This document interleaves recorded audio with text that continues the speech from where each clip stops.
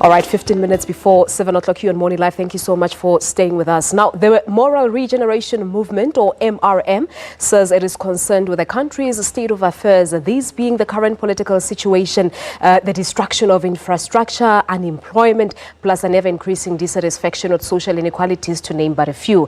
Father Smangaliso Mkhatshwa is the chairperson of the Moral Regeneration Movement, and he joins us this morning from our studios in Pretoria. Father, good morning to you, and thank you so much for coming through. Compliments of the new year. Yes, good morning to you, Palisa, and to your viewers, and compliments of the new year. Thank you so much indeed, Father. Let's just start with the origins of this movement, as we know that it dates back to a meeting between yourself, other religious leader, and the former President Dr. Nelson Mandela back in 1997. What exactly did Madiba want to achieve with this movement? Just to put the record straight, when I was Deputy Minister of Education, I approached Madiba and we had a long discussion with him and Thabo Mbeki about the moral situation of the country. And at the end of which we then agreed that I would go out to the various provinces to consult with various sectors to see to what extent we could address the issue of the moral fiber of the nation.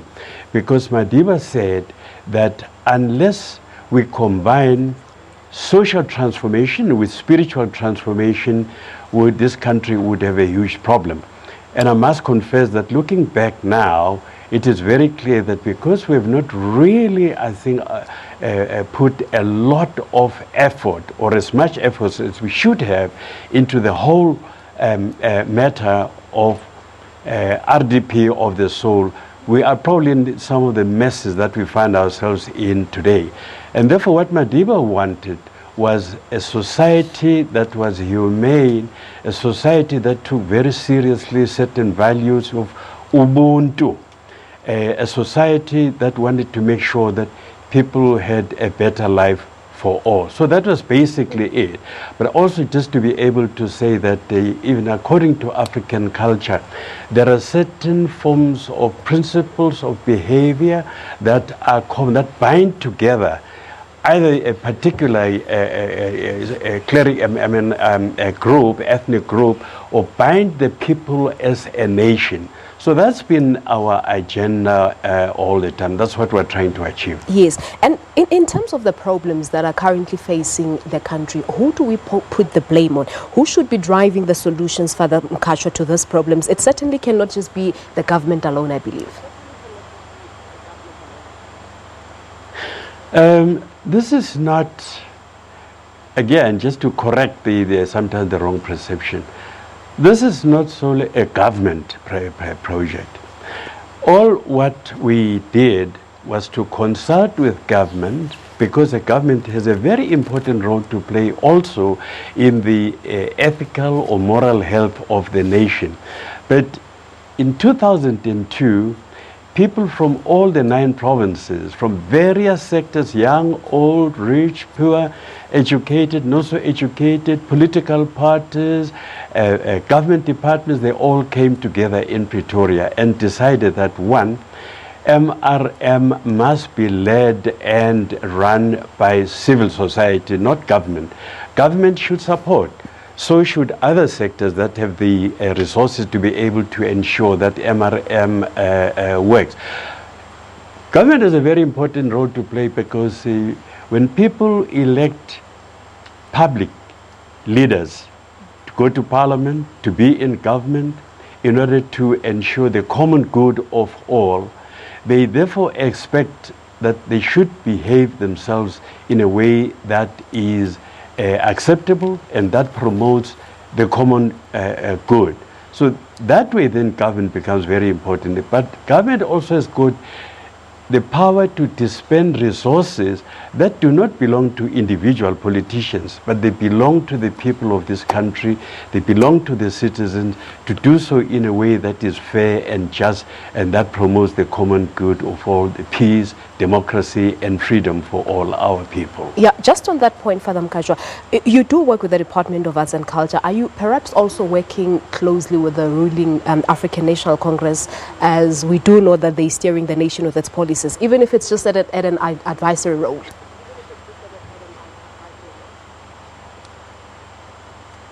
I'm losing you, Palace. You've disappeared again.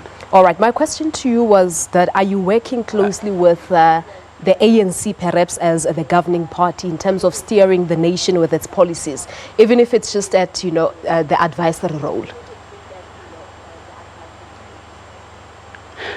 The cabinet decided in 2003 that as a way of showing support for the Moral Regeneration Movement, they decided that whoever was Deputy President of the Republic would be a patron, not a member of the board of the MRM, has no executive authority at all, but forms a very important link between what the MRM and similar organizations do to promote morality in the country, on the one hand.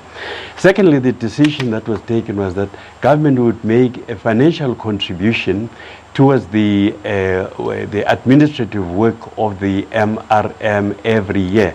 Unfortunately, that was not quantified, with the result, therefore, that over the past 14 years or so, we have not really received more than 3.5 million per annum, which of course makes it very difficult for us to be efficient, to be effective, even to employ qualified and necessary staff that we ought to have, and to run programs the way we should. So that's how then we came into almost partnership with the Department of Arts and Culture, because they are the conduit through which government channels financial assistance to the work of the MRM. So we are friends with all the political parties without any discrimination. We work with all religious organizations without any ideological preferences. In other words, MRM is open, is very inclusive. It works with all sectors of society without any preference. Let me also mention also in passing that when I was actually driving the MRM right from the beginning, for the record, the SABC was very actively involved in the workshop, the research that we did, at that time. Secondly, to say that I was also the chairperson of the ANC subcommittee, or rather what they call the Commission for Religious Affairs and so on. So there was indeed that kind of a relationship, but it was something that happened in the distant past. But since then, we've been open to everybody, and we want all people of South Africa to come on board to ensure that this program succeeds. Indeed, indeed. And we have so many social ills, from corruption to rape, the killings of girls, as we've seen the numbers going up last year, teenage pregnancy, the list is endless. What does the movement do to address such, Father Mkhatshwa?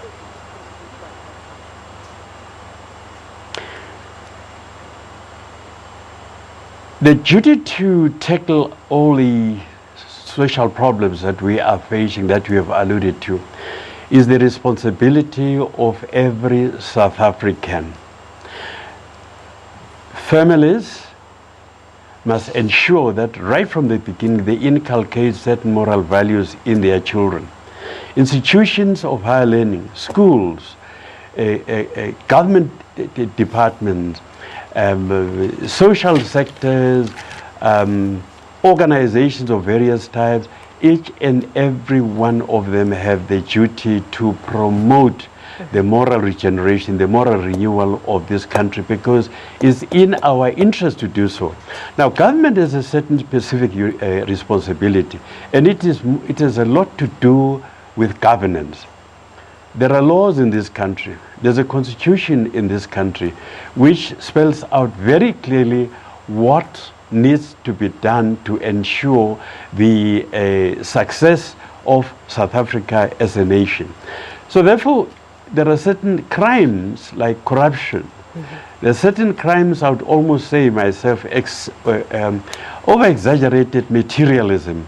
So all these are social pathologies that lead to drug addiction, substance abuse, that lead to all forms of aberrations in society. And government then has it within its power and authority to deal with people who break the law, whether people who are engaged in the capturing of the state, people stealing money of people, of orphans, of widows, of money that ought to be helping the poor. Government has a duty to make sure that people who obstruct programs to ensure that there is job creation for millions of our people. People also make sure that our schools, our universities continue to provide low quality systems of education. Government has a duty to actually take action in the interest and for the benefit of the majority of the people. So it's a huge agenda, very important agenda, very urgent. All right. But in terms of the society, do you believe that society is taking responsibility of the social ills that are currently facing South Africa? I mean, even religious leaders. Let's just take it for example, because previously we know that when we used to go to church, you wouldn't come near the altar without covering your head, for example, or with bare shoulders. So do you think religious leaders are also taking their role in making sure that things go back to normal?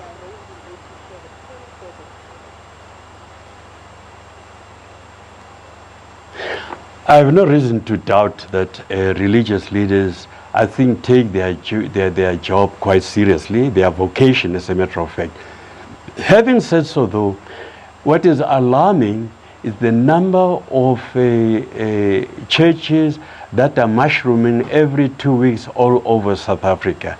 And some of them are promoting probably very little spirituality, more material well-being, well for themselves and their friends and their cronies and their families, which is a huge problem because people look up to religious leaders to set examples. But you have outstanding religious organizations and churches that have done sterling job in the past. They've run schools, healthcare institutions. I think in their own way, they've actually fought crime by upholding certain values. And some of them today continue to be the voice of reason, to be the conscience of the people, which, as a matter of fact, they did that very well during the days of the struggle against apartheid. And one hopes that they will continue to do so and to try and give people hope that even in the midst of the difficulties that this country is facing today, that they themselves will make a very important contribution. Okay. But there must be a critical voice of support to the government, all right, not lapdogs. Madam Mkhatshwa, we'll leave it at that for now. Thank you so much indeed for coming through. It's a pleasure. Thank you so much indeed. Thanks to Father Smangaliso Mkhatshwa from the Moral Regeneration Movement, talking to us about how far the movement has come and, of course, the way forward in terms of addressing some social ills that face South Africa. Let's take a quick ad break.